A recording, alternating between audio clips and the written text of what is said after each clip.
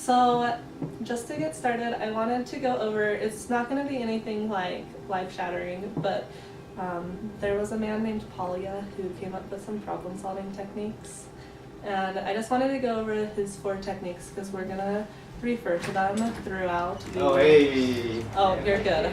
This is Miles. But we're going to refer to them throughout the lesson. So like, the first one is understanding the problem. So he suggested that the first thing you have to do before you can solve a problem is really understand it, if that makes sense. Like I said, it's not really life-shattering, but and then the second step he came up with is you have to devise a plan, so you have to come up with some sort of plan. Does that make sense? Like, yeah. And then the third one was to implement that plan, so to get ready and to start trying it. But those two kind of go hand in hand, where you can go back and forth between step 2 and step 3, because if your plan may not work, you can go back to your first, go back to the writing board, right?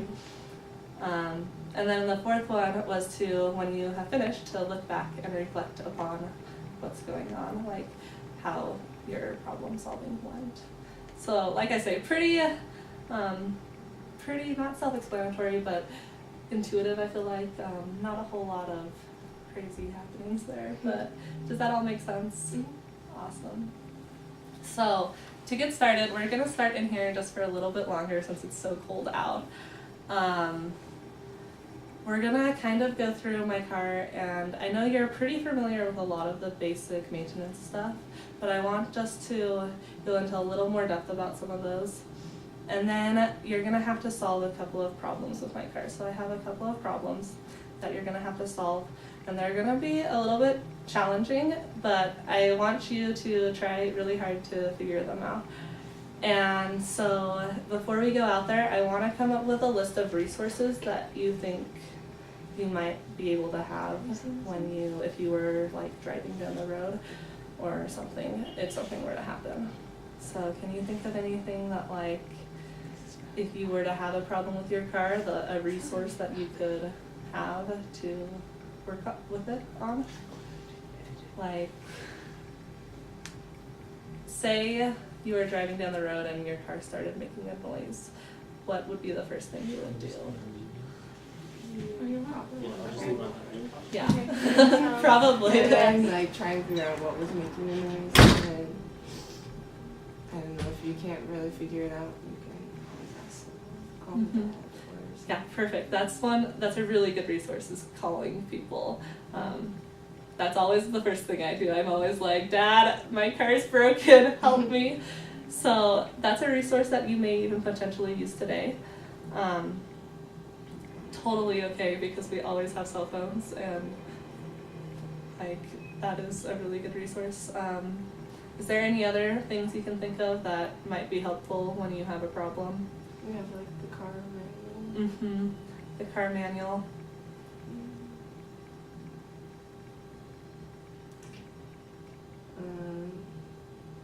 Well, if you were close to somewhere, you can always go to the shop. The shop, yeah. Perfect. That's perfect. The only other one I thought of on top of that is there's always the internet, and usually we're within service, and so we can always just search it, and you can find so many things online about cars. It's really, really amazing. So those are perfect. So we're gonna kind of have a theoretical situation where you're getting ready to go on a road trip, and it's been a while since you've thoroughly checked your car. So I want to go through, and we're gonna check all the different parts and then fix some problems that are happening. Can you think of some things that you're gonna wanna always keep in your car before you go on long drives? Extra water. Those are perfect. Sometimes we keep a jack in our car just in case. Yes, that's Tires, always tires. wise. Any tools specifically that you think might be handy? A wrench. Yeah. Nuts and bolts. Perfect. No, that's a perfect list. So we're gonna come over here. I brought in some of the stuff I like to keep in my car. I always have some sort of food and water in my car, but I'm used to going long distances where I'm not near any services. So if you're going like across town, it's probably not that big of a deal. But if you're going where you're gonna be out of areas of towns for a while, you probably want to keep some sort of food and water, not anything crazy, but something small in your car. This is not stuff I usually keep in my car. This is kind of like my bin I keep stuff in. Just pretty basic. I have this like a crescent wrench, and I have a few other small parts that go specifically for my car. Some of them I've never even really used in my car, but I keep the tools I have in my car. A tire pressure gauge. So I also have in here, I have just jumper cables and then a headlamp, which I feel like more and more is becoming unnecessary as we have phones that have lights on them every time. It's not like anytime I have to do things on my car, I definitely go straight to my phone light and not a headlamp. But I do have a headlamp, and I also have a razor blade in here. Never used that either, but might come in handy.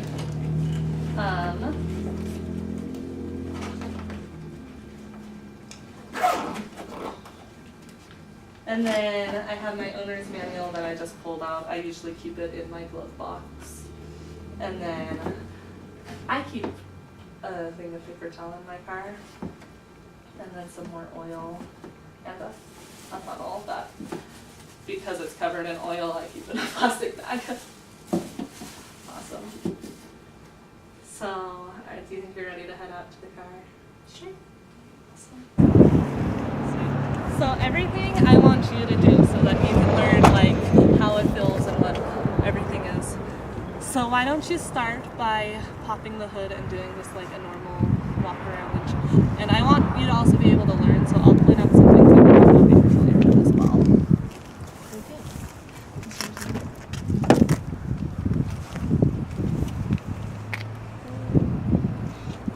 I have no idea where. Okay, so in every car they're a little bit different.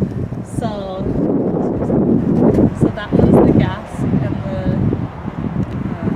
trunk, and then the hood's gonna be right underneath it. Pull. That's perfect.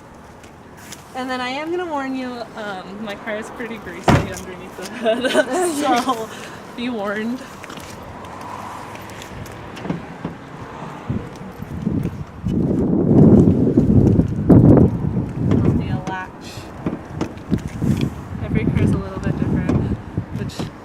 The struggle.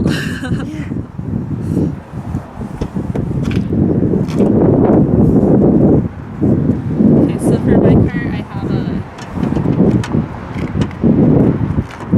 it's kind of broken, so it comes out, so I have to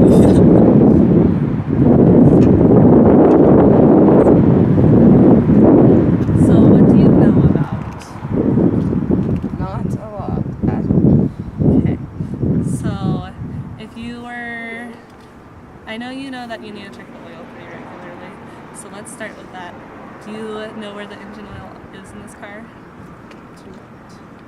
Could you take a guess? Okay. So the engine oil is going to be right here. This is the dipstick, and this is where you'll fill it, and it says engine oil on it, which is really convenient. Everything okay? Yeah. Oh, okay. We're just doing like a first video? Yeah, so we're just doing this for a class. Oh, cool. Thank you. Sweet. So, you would start by checking the engine oil, usually is the first thing you check. And you can just do that with a dipstick. And I'll grab you the towel.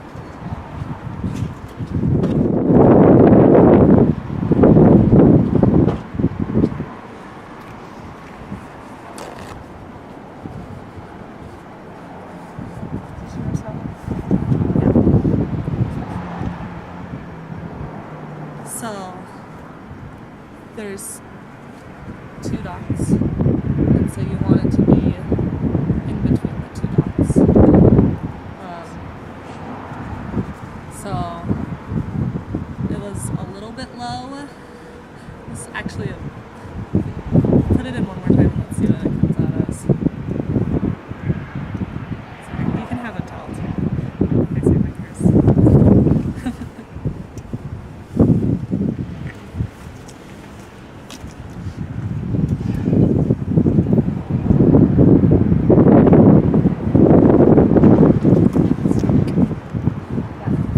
And so, one thing with cars is all cars, if you don't have any oil leaks, shouldn't go through oil too quickly. But I can tell you with my car that this car goes through oil every 400 miles or so. I have to put in another quart. So usually you'll check oil. On old cars, we like to check it every time you put fuel in it, or gas in it for gas cars. So for my car, with how low it was, I would suggest putting oil in. So I'm going to have you actually put the oil in so that you can have that experience as well.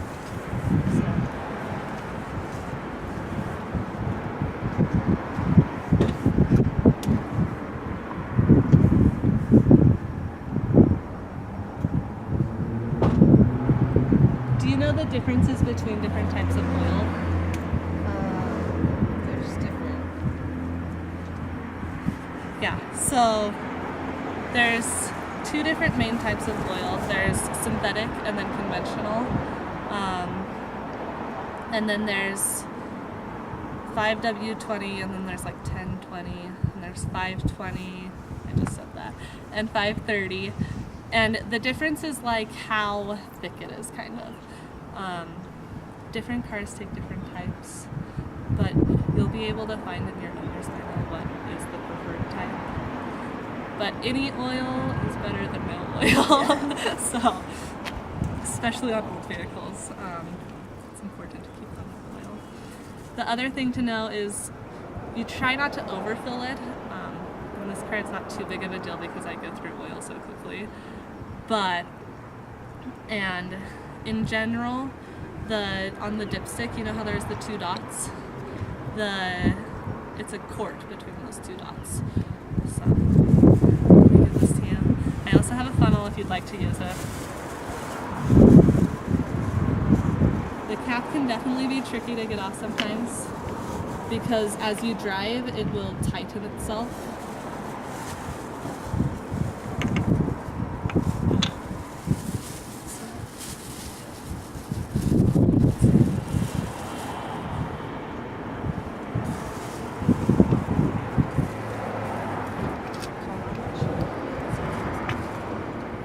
I would put about half the quart in there.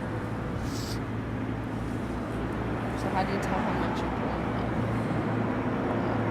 putting? You just kind of guess, and then you check the dipstick.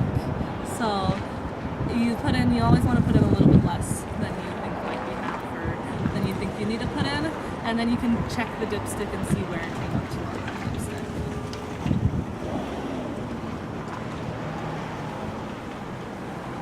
I have to tell them to stop. I'll let you know if you're going too crazy.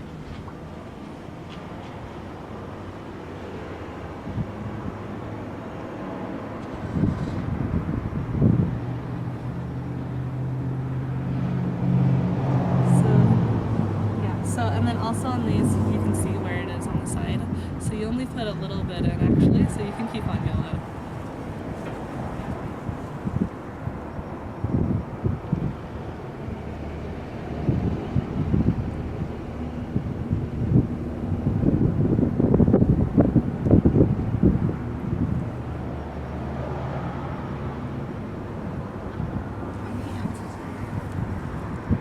Honestly, no. I just look about when it's halfway if I want to put about half a quart in.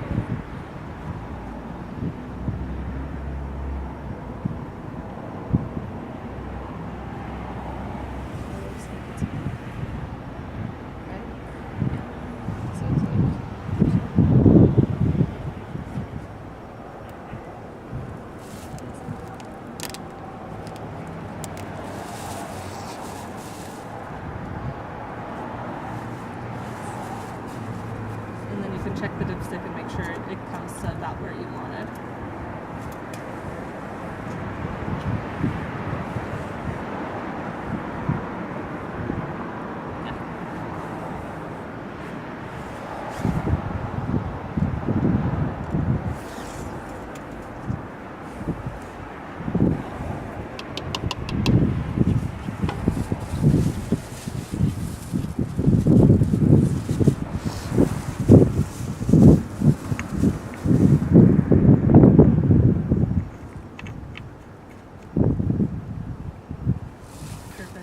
And always make sure to put the cap back on. I made that mistake once, and that's why my engine's so dirty right now. So, do you know anything else that you need to check while you're underneath the hood?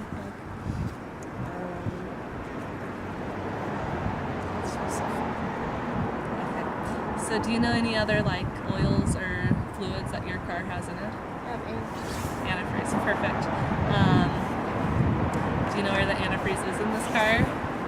Okay. So the antifreeze is going to be right here. And there's always going to be some sort of overflow section where you can check it. So in this, it's this right here, which is connected to the radiator. So can you see the antifreeze in this right there? And is it between the min and the max line? Yeah. Perfect. So we're not too worried about the antifreeze then. If you ever struggle to see it in the white part there, sometimes it can be hard to see where the line is if it's dirty or something. You can always open up this cap and it should be completely full. The only thing is you never check antifreeze if the car is hot because it pressurizes and then it will like explode. So don't do that. But do you know any others? Okay. So this one's pretty basic, but you'll have your windshield wiper fluid, and that will be right here.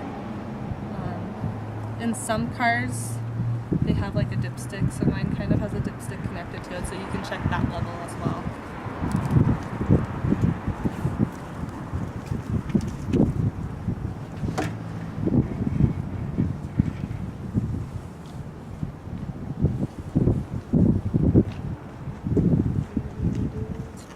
So, if you can't tell, can you tell where it's at on the dipstick?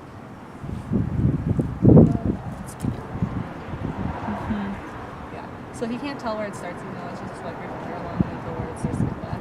So somewhere right in here. And then this mark right here says it's half. So it's above half, so I'm not going to worry about adding windshield wiper fluid. And if you run out of windshield wiper fluid, it's not like the end of the world. It won't ruin the car. Also in here, you're gonna have transmission oil. I've read different things about if you check it with the car running or not. You definitely check it with the oil being hot, because if it's hot, it's gonna be, or at least warm, it's gonna read a different level.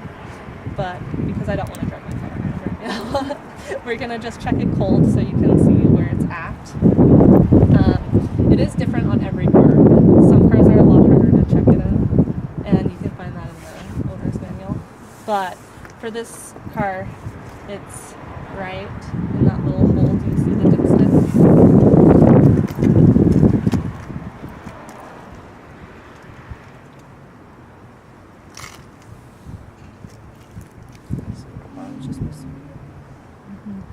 So I would clean it off and then put it back in so you can tell a little bit better where it's at.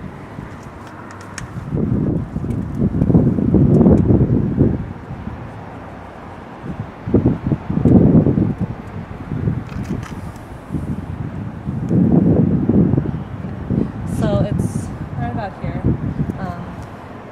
because it is cold. You'd have to check it with the engines actually. But there's definitely oil in it, so we're not going to kill the car.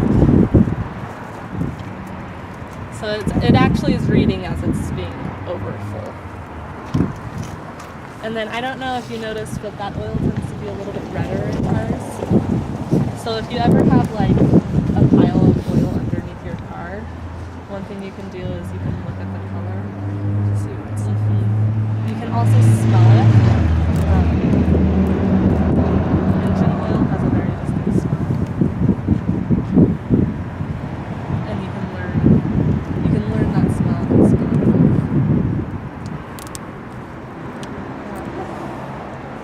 So, can you think of anything else in here that you might need to check?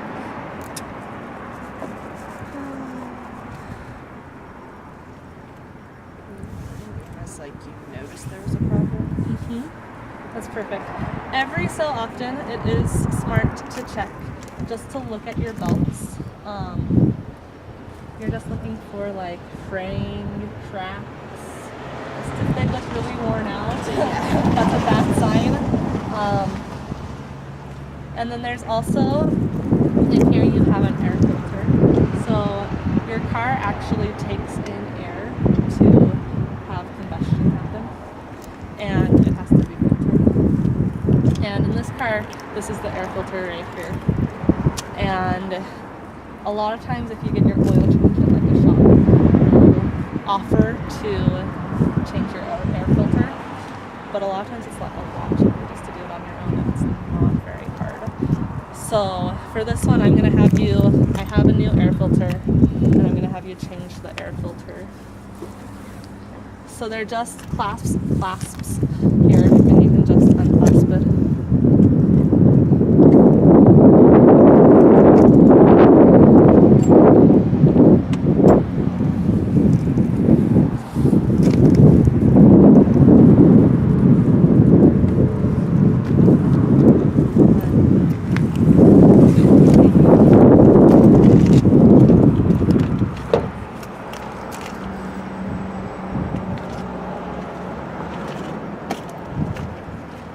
And then, so you can just buy these at like Napa, O'Reilly's, any parts store, and you can just go in with your make and model of the car, and they'll show you what to buy.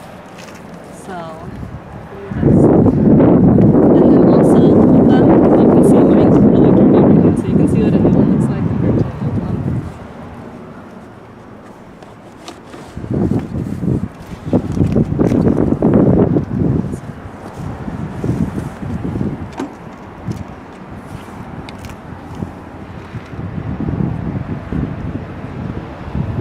So if you look at the bottom of it, that's where it gets dirtiest. And I probably should have changed my air filter a while ago. So that's something, you don't have to check it like super often, but it's something you definitely want to check.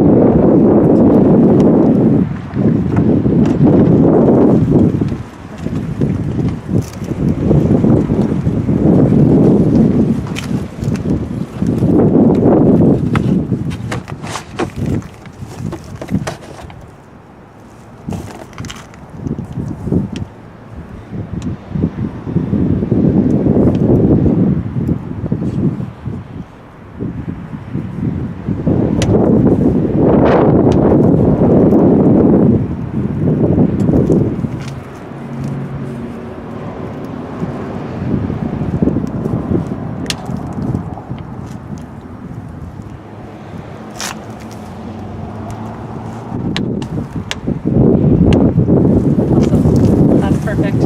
And so that's pretty much everything under your engine that you check just for basic maintenance. I can show the engine. Have you ever checked tire pressure before? Okay. I also have a tire pressure gauge.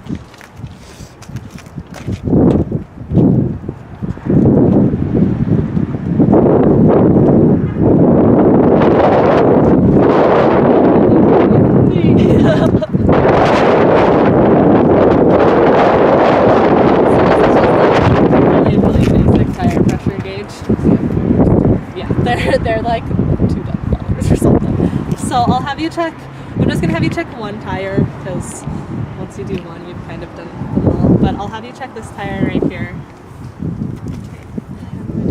Okay, so it's kind of, have you ever like filled up a tire on like a bike?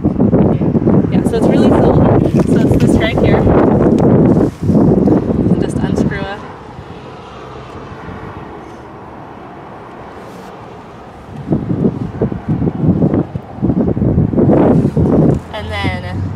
just put this part onto the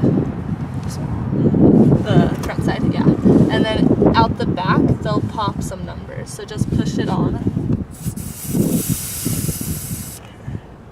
Sometimes the back will get stuck, so just as it gets started.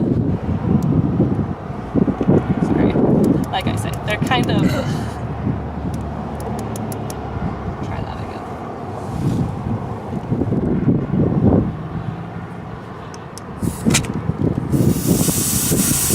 Why is it not coming?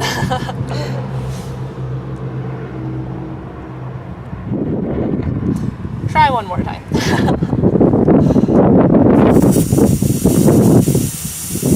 I don't know what's with this tire pressure gauge. So normally when you're pushing it, there we go. So just push it up, try pushing it on a little bit harder. It should pop out a little bit.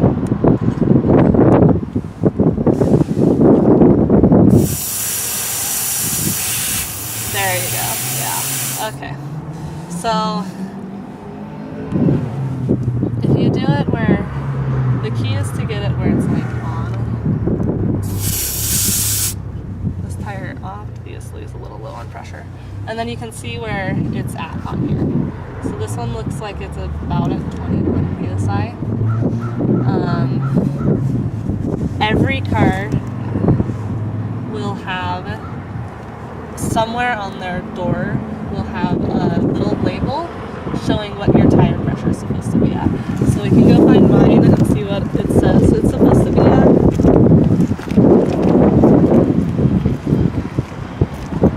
Mine is in the driver's side, but it's on the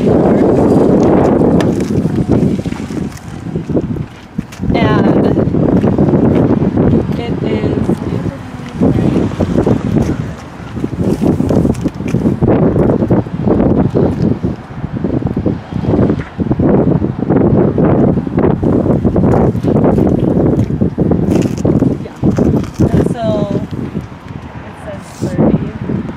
So I should probably honestly put some air in my tires. I checked them this morning and they were all between like 22 and 26 psi. They don't look flat to the eye, so you can run your tires a little bit less air in it, but it will a lot of times cause like you to get worse gas mileage, but it won't push the car. So they're preferably at 30 psi, but my cars are a little low. The other thing with tires is you know what to look for in tires to see if they're in good condition or not. Like the part of the tread. Sometimes like they get really worn down, cracked. Yeah. So always look for cracks in your tires, especially if you have any. We call them sidewall cracks. Any cracks in this part of the tire is a bad sign. Also, just looking at that tread, making sure they're not too worn down. So look at this tire and see if you see anything that is bad. My tires are in pretty good condition, luckily. So I don't see anything that's a warning sign on the tire. But it's definitely something we need to keep an eye on with older tires because the cracks are what can cause more Yeah. Awesome. So I'm going to have you climb in the front seat and I'm going to shut the hood.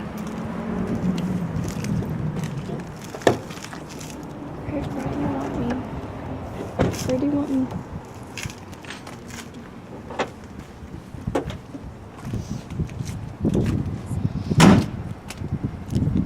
I'm gonna have you try to start the car.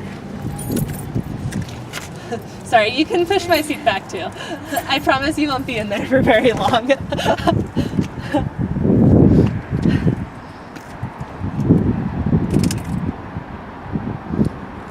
So, our first problem we've come across is the car won't start. What are some of the characteristics of this problem that you see? Like, do you hear any noises? Like, yeah, no.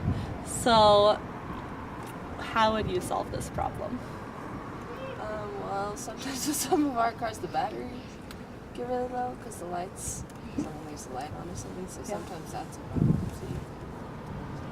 Have you ever tried to start a car when that happens? Yeah. So usually, if the battery has just been drained due to lights, when you start it, you'll hear a clicking noise. Right? Yeah. So, because there's like no power at all, what's a way you could try to solve this problem? Jumping it? That's a good idea. Can you think of any other things like maybe that you could look at to see if there's something simple wrong?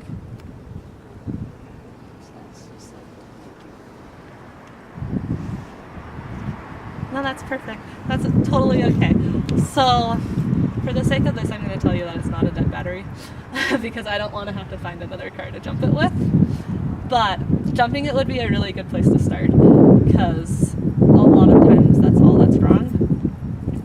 But because there's no power at all, it seems to be that the battery's more than just drained. Unless the battery's completely dead, you'll have a little bit of clicking.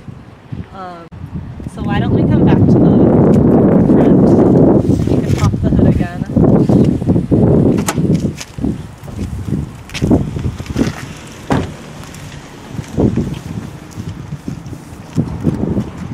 And just get it open again. I've had some cars that I cannot get the hood open on.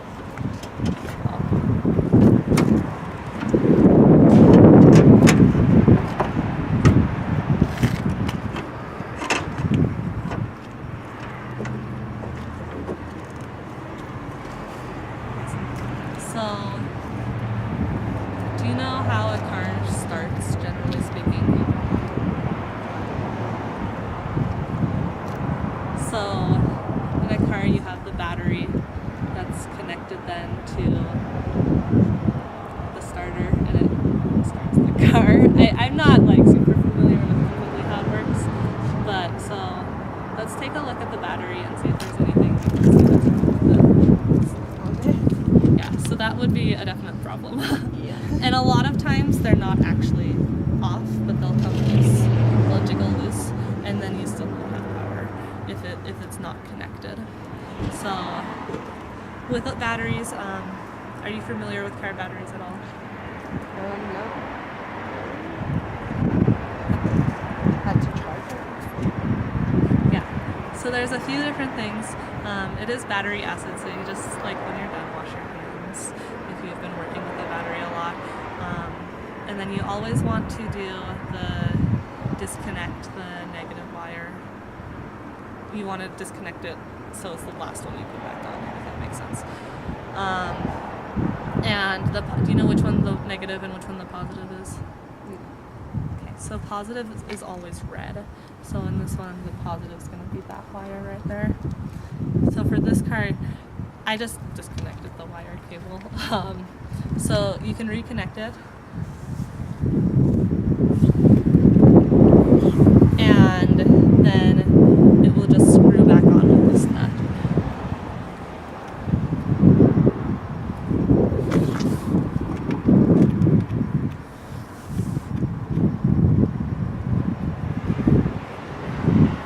Awesome. Another thing to check for when you're looking at your car will actually be the batteries. Something that this here is all corrosion that should really be cleaned off. It's not hard to do. All you have to do is use baking powder. Just pour a little bit of baking powder on and then add some water. It's really easy, but if you leave it for long enough, it will actually corrode this whole part.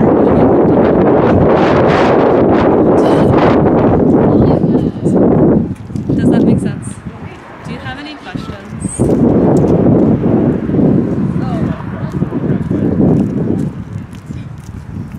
That's perfect. So that was the first problem. For the second problem, I'm going to make you work a little bit harder for the answer, and I'm going to have you do it a little bit more on your own. So we'll see what you can figure out.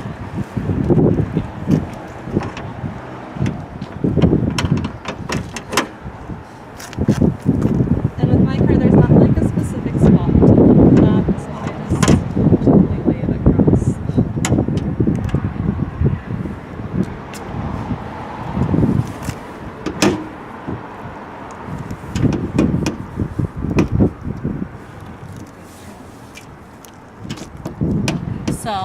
back up. And the best way usually to get them to shut all the way is to drop them from about that height. Yeah. It doesn't hurt with it at all.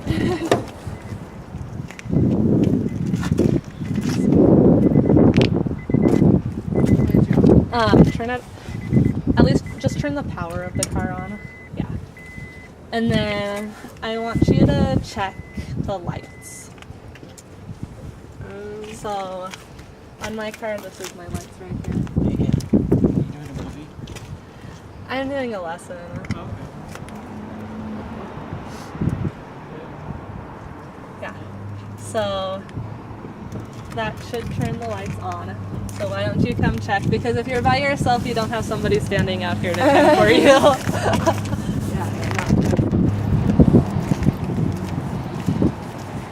So it's kind of hard to tell because it's light out, but they actually are. Perfect. So what other lights are there on cars besides just your headlights? What? The rear. So those.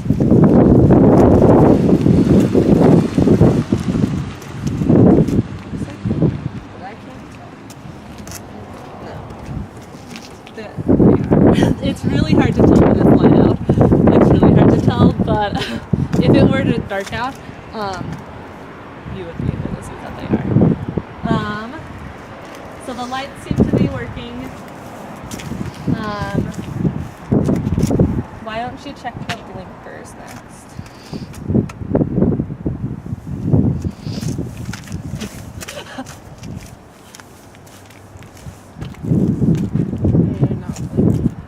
They are not working. So why don't you check the other side as well, just so you can get a better idea of what the actual problem is.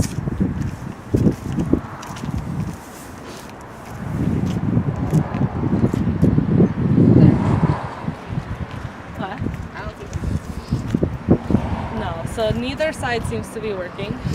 And you know how on the cars you drive, you know how when your blinkers are on, they're on the dash as well?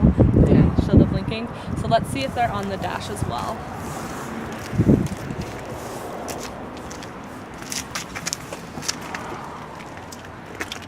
doesn't look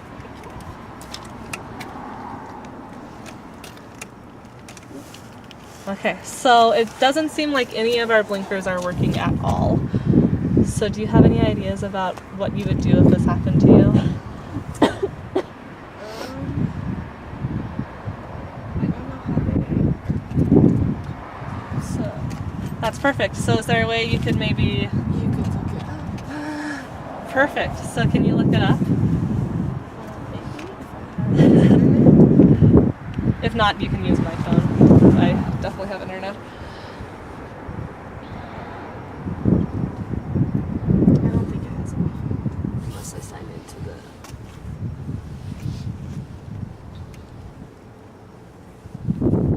the... So what seems to be the problem? The blinkers aren't too long. Yeah. And so there's... Why don't you just search and see what you find? And if you would like, we can go inside until we have some ideas. I don't really care. Okay.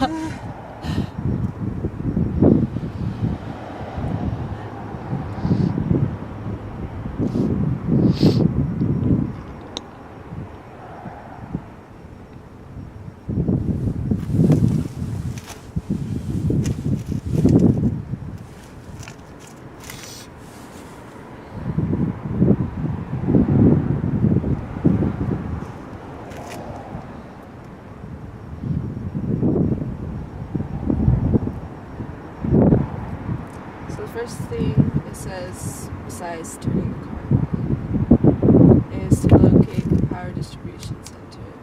The fuse panel. Okay. So let's do that.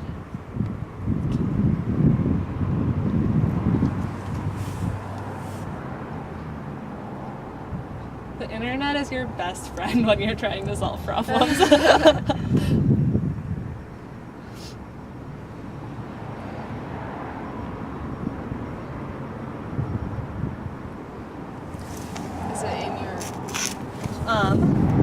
So It's not. what? I said I don't know where it is. So why don't we? How would you find it if you didn't know where it was on your own car? Yeah. So whatever method you want to use.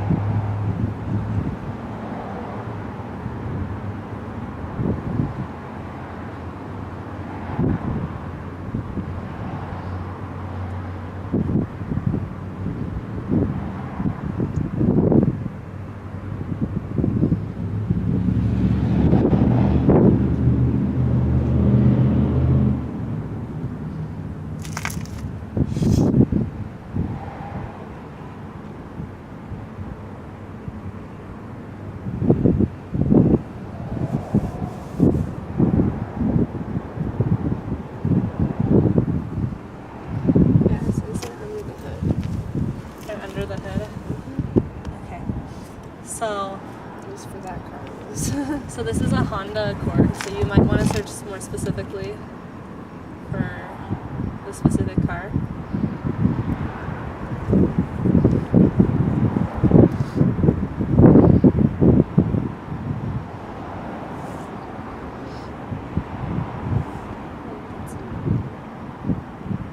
Does it matter if it was here? You could put in the year if you want. This is a 2001. It might change slightly. Generally speaking, the year doesn't change it a lot, but sometimes they make small changes.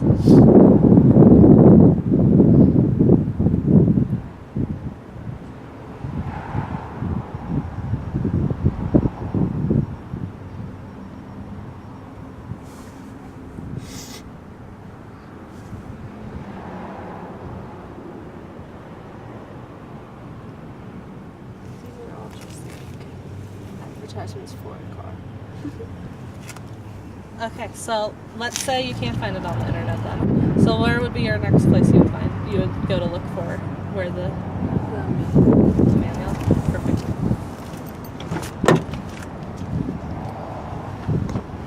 So this is the manual for this car.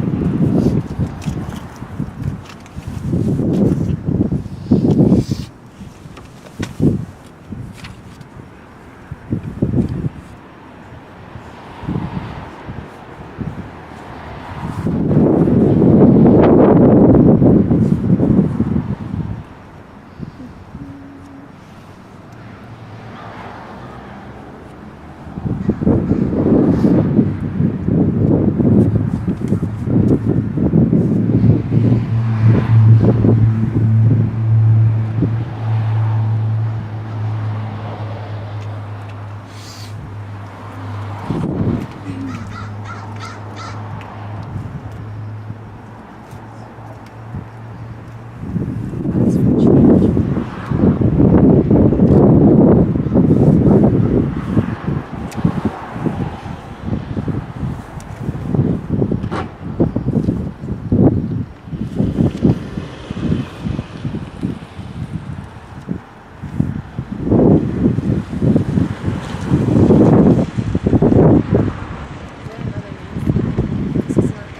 What are you looking for? EDC.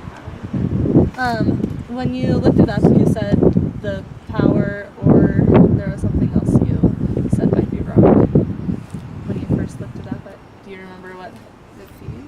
the fuse? So why don't you try looking for that?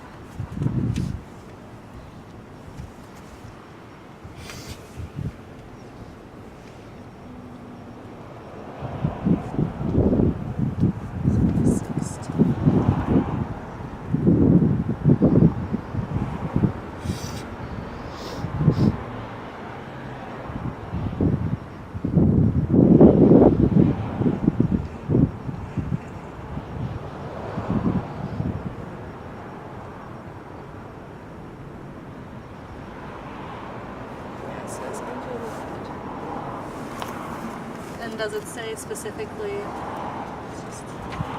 So there's a little bit more information on this page about them.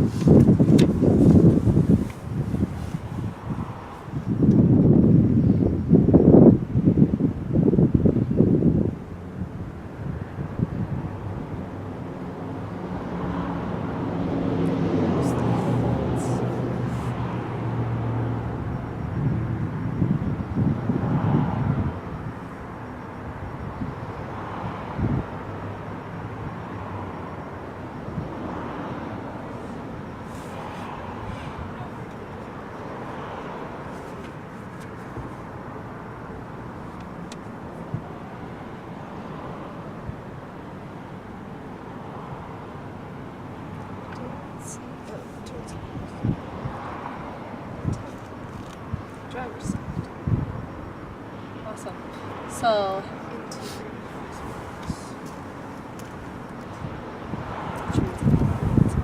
which means what? It'd be inside. Yeah. So it says the interior fuse box, driver's side. So, driver's side interior. Where do you think that might be?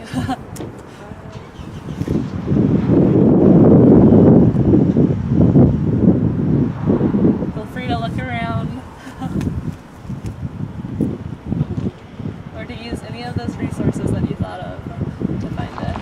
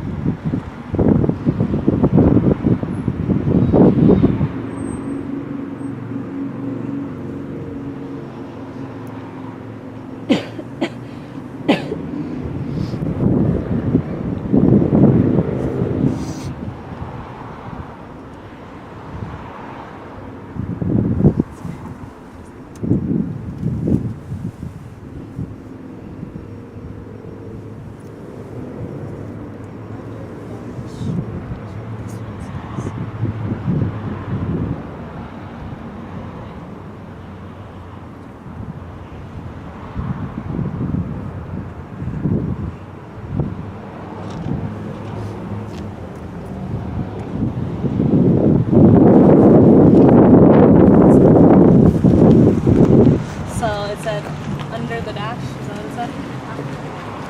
Yeah. So, should we check under the dash and see if it's there? Sure.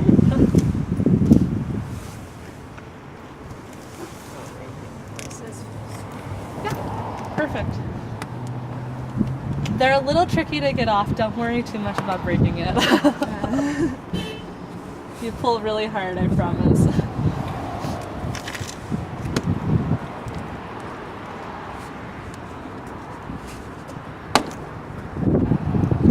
And then it will come all the way out now if you pull it. Yeah. Like I say, it's a little tricky. And then you can look in there.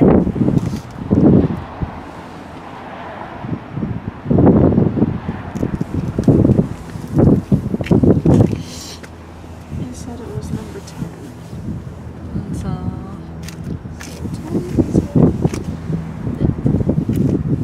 where is it? Okay. So the numberings are kind of weird on this, but it's actually going to be based off of how the picture looks. So if you match it to the picture is the easiest way to tell which fuses are which.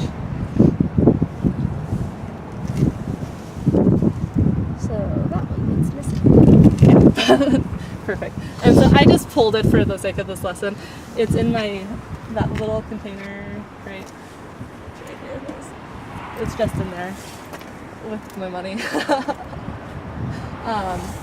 And so you can just put it back in the slot that it's missing from. If it were to actually be a blown fuse, it would still be in there, obviously, and it would, you can tell you can search online, there's pictures between the differences of what a normal fuse looks like and a blown fuse. So, awesome. And then getting it back on is almost as tricky as taking it off.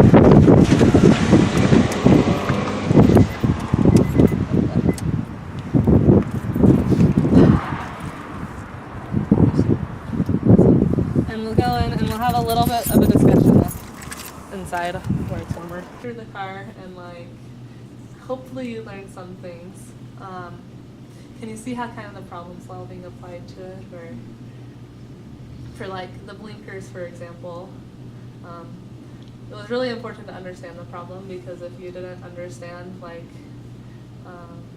say if instead of both blinkers not working, it was just one, maybe it's a light bulb or something, you know. So coming up with that understanding is really, really important. And then also just like your plan doesn't have to be formal, but you definitely thought of like different ways you could go about looking for information and then actually solving it. And then what we're doing now is still looking back and like talking about it, so it's perfect. Do you have any questions or?